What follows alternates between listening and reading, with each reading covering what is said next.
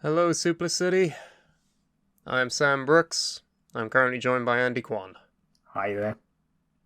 This isn't the usual sort of happy introduction with a bit of a joke and a goof and a gaff. This is a bit more serious. And we're recording this on the 30th of August. It is a Wednesday. Time has been a bit weird these past few days. A lot of good and a lot of bad. But this solo video that we're producing today, it's only going to be covering one topic. Today we're going to be talking about Bray Wyatt, who has, unfortunately, sadly, passed away, aged 36, last week. Now, if you are a long-time listener of the show, you will obviously know me and Andy. We have quite the relationship with Bray Wyatt over the years.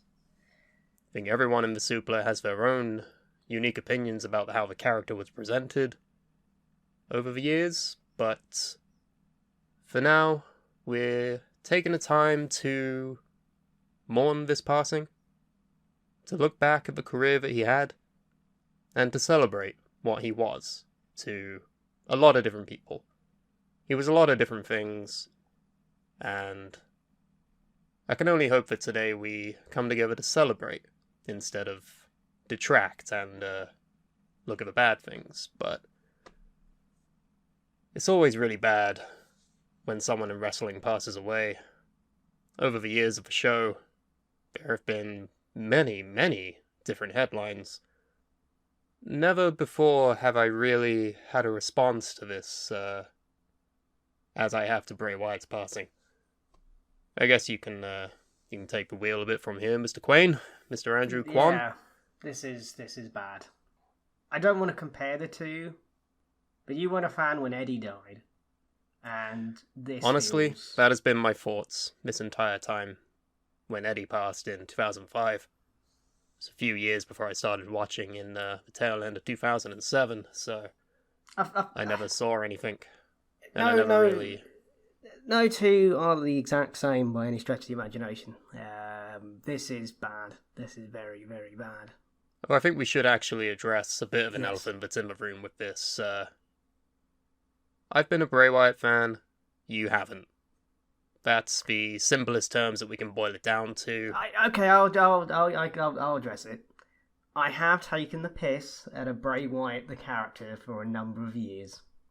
But this isn't about a character. This is about Windham Rotunda, who unfortunately suffered a heart attack and died at the age of 36. That is extremely tragic, beyond words, and whether I liked Bray Wyatt as a character, this is not about Bray Wyatt. This is about Windham Rotunda, and fuck. I mean, Jesus Christ. I mean, the guy is dead. That's. I'm still in a state of shock. I still can't believe the man's dead. Like, how is this? What? It's been less than a week. Yeah. It's still very fresh. It's still very, very new. We haven't really had much time to sit on it, but I feel like we had to address it as soon as we could. We would have done it sooner, but there was another thing that was happening, and we'll be sure to talk about that later today. But for now, we're only talking about this. And the other thing as well is I think it's so messed up that we all needed time to just, I don't want to say process what's happened, but just sit with it for a bit, because fuck, I mean, it's been all over socials. All over Instagram, all over Twitter. It's been everywhere. It's been really, really hard to avoid. You've seen the news reports about the facts of what happened. You've seen tributes pour out. You've seen old behind-the-scenes footage come out, newly released. Loads of different interviews. Promos now that in hindsight are so hard to watch. But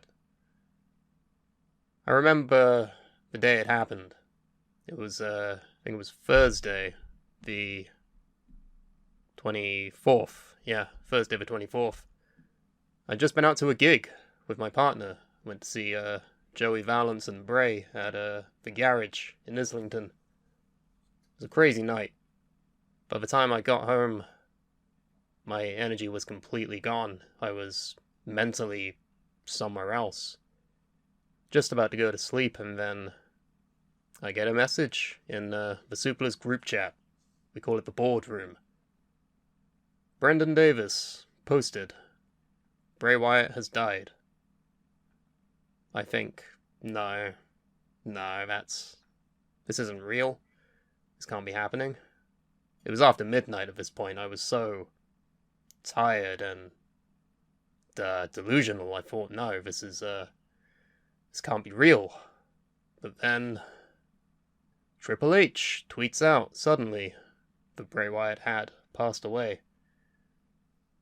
Cue me a lot of crying until about 3 in the morning there. Actually coming to grips with the situation. Bray Wyatt was one of my favorite wrestlers. And if this is a fact, this is a known piece of the story if you've been watching for years. And it's never happened to me before. Obviously, you get sad when wrestlers die. Sadly, a lot of them younger than it should be. But throughout the years, we've had to cover these deaths, and I've never really known what to say because I've had a lack of familiarity intimately with their work. This time, it's unlike anything I've ever felt before. A severe case of sadness, grief, mourning for several days. You can see it in the editing and the works that we've done over the years. I mean, when we were doing the video show, we had that cutaway, the derp cutaway, as it's called. That was inspired by Bray Wyatt. And the famous, the running joke that you and Liam made, where he says derp. He doesn't say derp at all. Yeah, I feel like that's, it was always a way to mock him, but I think it came out of a place of love, really, didn't it? Yeah, I need to address the derp thing. It's funny to think that that's what he would have said. Yeah. That was the basis of it. It was never anything more, it was never anything deeper. It was just a way for you to criticize the character on television. There's nothing to be upset about, it's nothing to be mad about, that's just what it was. It was a joke. And it was a joke that served us well throughout the years, that's what I'm saying. He brought us so much here at the Suplah. And to me personally, this really has been unlike anything else that we've ever had to report on. But obviously, it's never easy. Never easy to talk about this. You never really know what to say or how to go about it. Obviously, we're not a news-based show anymore.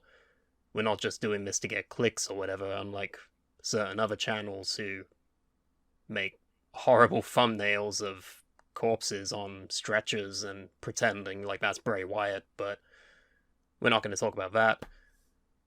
We are doing this purely out of a respect and of a appreciation standpoint, I'd like to think. Yeah.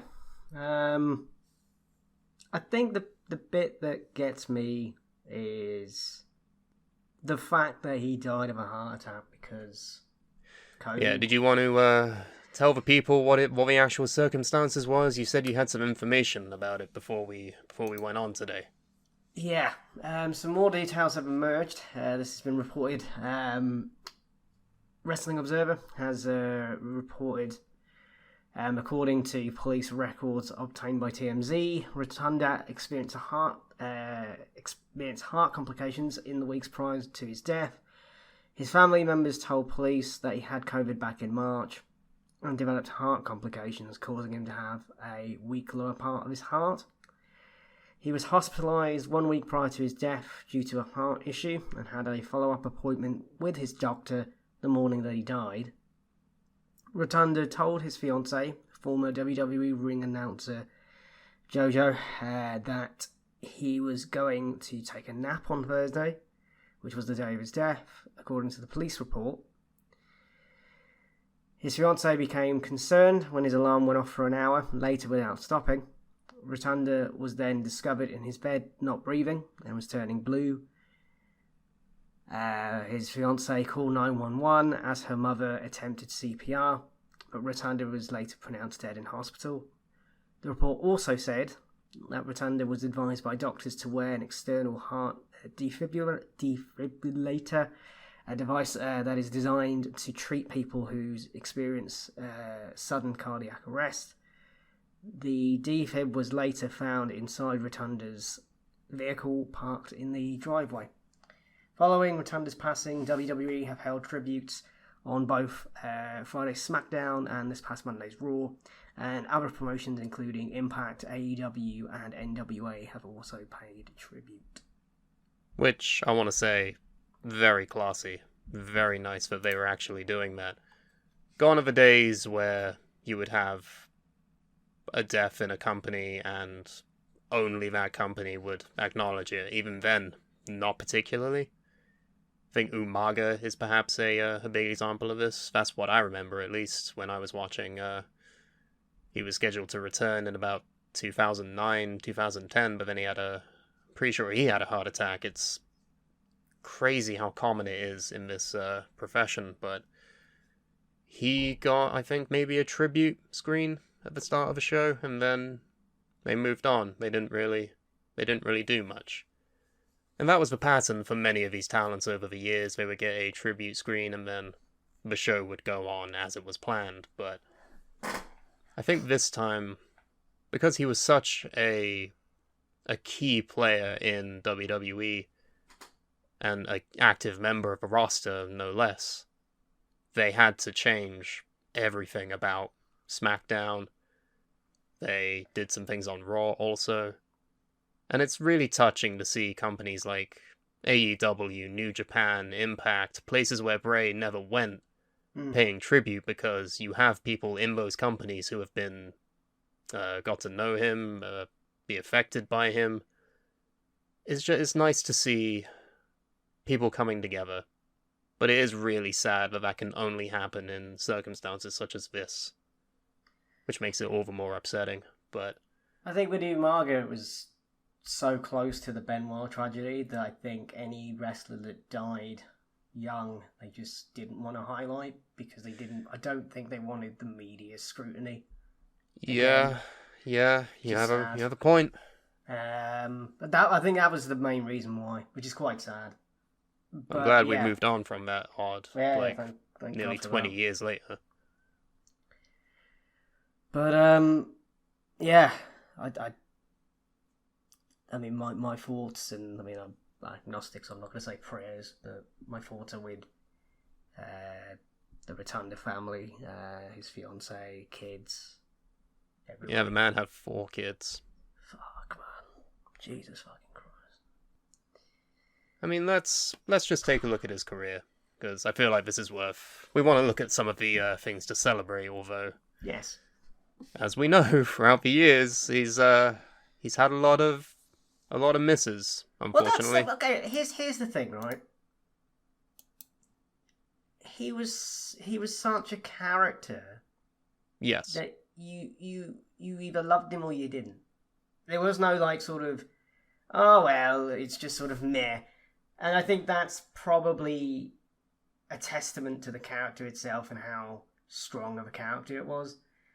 I've said it before in the show. I think even in our Rumble review, I said to everybody, his dedication to playing this character on television, the absolute creativity, the raw, unfiltered ideas that went into this character in all of his iterations, it really is unlike anything else. I mean, gone are the days where The Undertaker and Kane were mainstays in the company. Really, Bray Wyatt was the modern day. He should have been, I'll always say this, he should have been what The Undertaker was to the 90s. He really should have been that guy to hold up the supernatural aspects of this company, these storylines. But for whatever reason, they never got it right.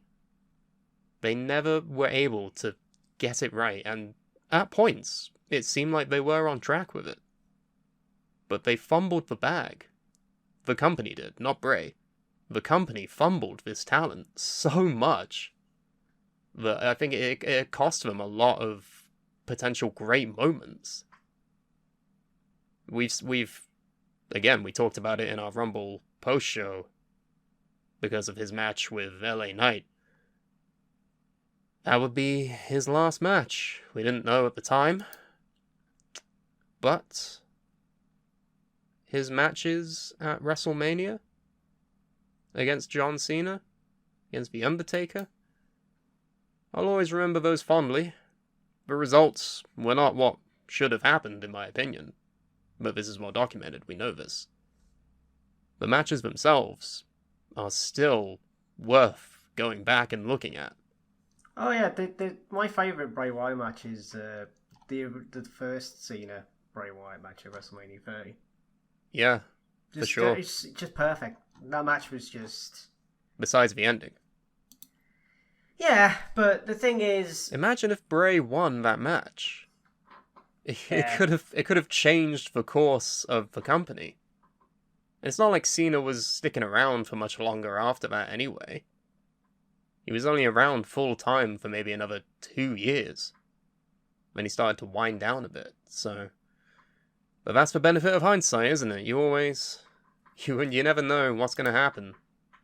I mean, fuck, if you told me 10 years ago that he would no longer be here, I wouldn't believe you.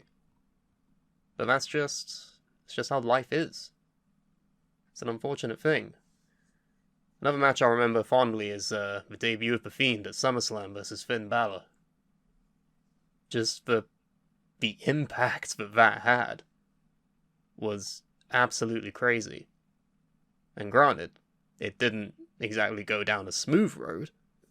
There were many bumps and many hard lefts in that entire character, but I'll look back fondly on the characters of The Fiend, the new face of Fear.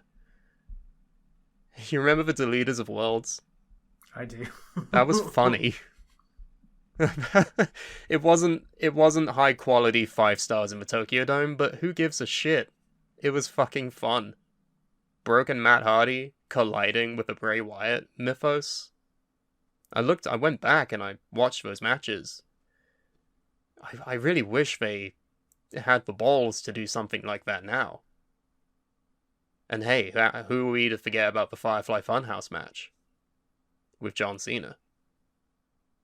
Yeah, they did the best they could with the pandemic going on.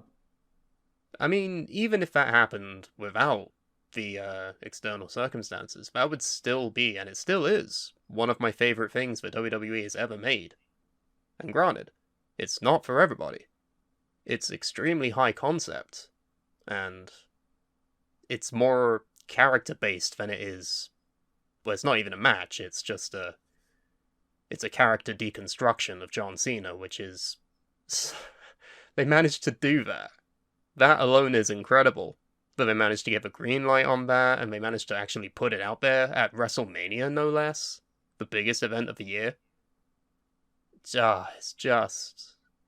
I'll always remember that, and I'll remember fondly thinking, yeah, this is good shit.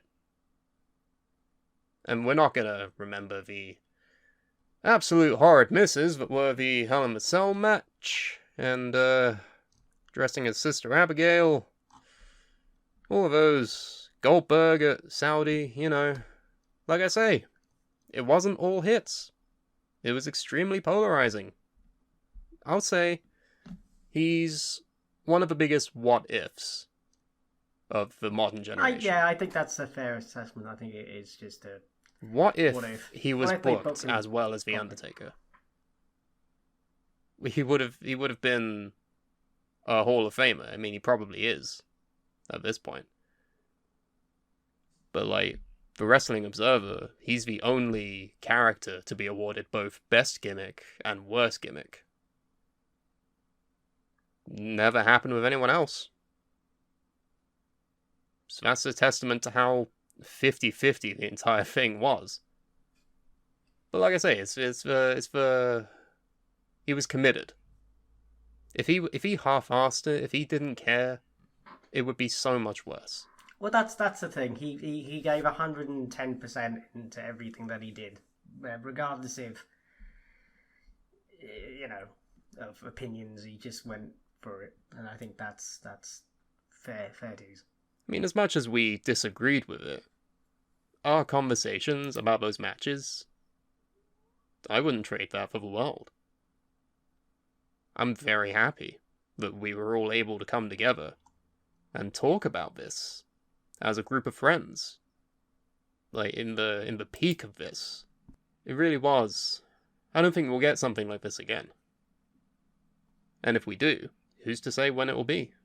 So I consider ourselves lucky to have been watching at the time that he was around. Some good shit, as the Vince Puppet would say. The fucking Vince Puppet, man. the Firefly Funhouse was so funny. I have to go back and watch that. Yeah. There's a saying, and I'm gonna butcher it because it's me. This is what I do. Yeah. Don't be sad because they're gone. Be happy and smile because they were here to begin with. That really is it. That really is it. And you have people like LA Knight, who is going through a career peak at this point. I don't think we would get that without Bray. Say what you will about the pitch black match or any of that, but the fact that he was Bray's final opponent is, I think that's a badge of honor that he will carry, and hopefully will actually see some success long term for LA Knight as a result. But you gotta think about, I mean, Brody at one point, sadly passed also, but we wouldn't have Braun Strowman, we wouldn't have Eric Rowan, we wouldn't have the Fireflies. That visual, like that in its own will be a legacy. Yeah. I mean, we'll talk about it later, but you were at All In. You saw the Fireflies during the House of Black's entrance, right? It was something to behold. It was unbelievable. Yeah. Again, watching the brief clip of that, also crying. A lot of tears shed this past week, folks. But yeah, people like The Rock. Granted, that WrestleMania moment with The Rock didn't necessarily do Bray and the Wyatt family any favors, but Dwayne did say, you are the complete package. You've got the charisma. You've got the ability to hold an audience in his hands. Which he definitely did. That's no small feat, getting praise from someone like Dwayne, you know? Not many people can say they ever got that. Well, yeah. And that was in front of a vast amount of people. I think at the time it was the highest paid attendance, but... It's not anymore, but... At the time it was, and that's fucking crazy and impressive. The fact that Bray meant so much to so many people, that in itself, I think, speaks a lot of volumes. The amount of careers he was able to intertwine with and give people opportunities. We wouldn't have a lot of things if it weren't for Bray. You gotta be thankful for those things. Yeah. Again, my thoughts go out to his family and kids. Just awful. But again, I think at some point, and it maybe later on down the line, I think his work will be probably more analysed than it would have been, and hopefully that will inspire others to see how far you can push the envelope and see creatively what you can do with this platform that is professional wrestling. Yeah. Rest in peace. Couldn't have said it better myself. All of that being said, thank you for watching, and we'll see you on the next one.